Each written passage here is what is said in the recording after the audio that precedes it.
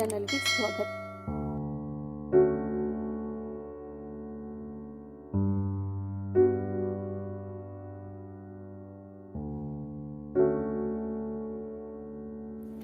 ಇಂದು ನಾನು ಸುಲಭ ವಿಧಾನದಲ್ಲಿ ಬೆಂಡೆಕಾಯಿ ಸಾಂಬಾರು ಮಾಡುವ ವಿಧಾನವನ್ನು ತೋರಿಸುತ್ತೇನೆ.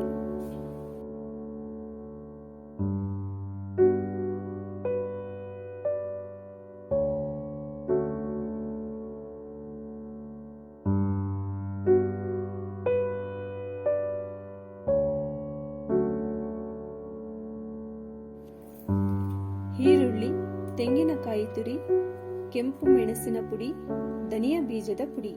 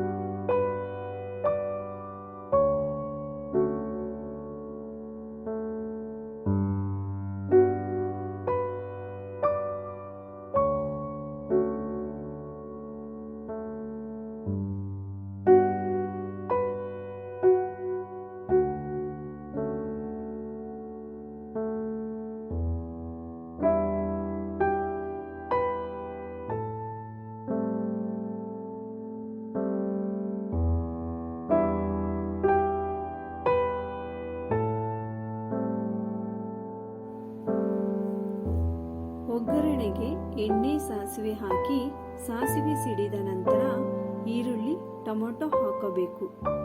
ನಂತರ ರುಬ್ಬಿರುವ ಖಾರ, ಉಪ್ಪು, ಹುಣಸೆ ರಸ ಸೇರಿಸಿ ಒಂದು ಕುದಿಸಬೇಕು.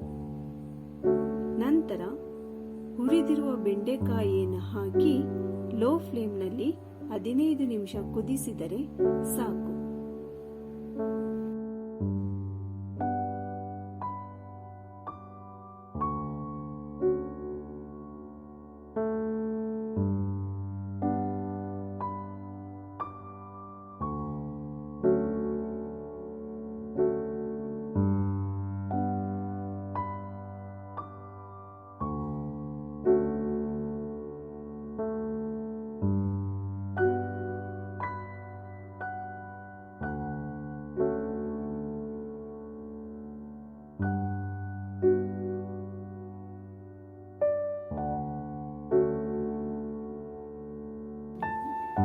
ಬೆಂಡೆಕಾಯಿಯನ್ನು ಎಣ್ಣೆಯಲ್ಲಿ ಚೆನ್ನಾಗಿ ಹುರಿದಾಗ ಅದರಲ್ಲಿರುವ ಲೋಳೆಯ ಅಂಶವು ನಾಶವಾಗುತ್ತದೆ.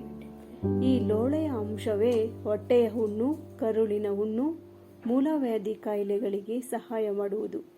ಆದ್ದರಿಂದ ಬೆಂಡೆಕಾಯಿಯನ್ನು ಹಸಿಯಾಗಿ ತಿನ್ನುವುದರಿಂದ ಅದರಲ್ಲಿರುವ ಲೋಳೆ ಅಂಶದ ಜೊತೆಗೆ ಎಲ್ಲ ಪೋಷಕಾಂಶಗಳು ನಮ್ಮ ದೇಹಕ್ಕೆ ಸಿಗುತ್ತದೆ.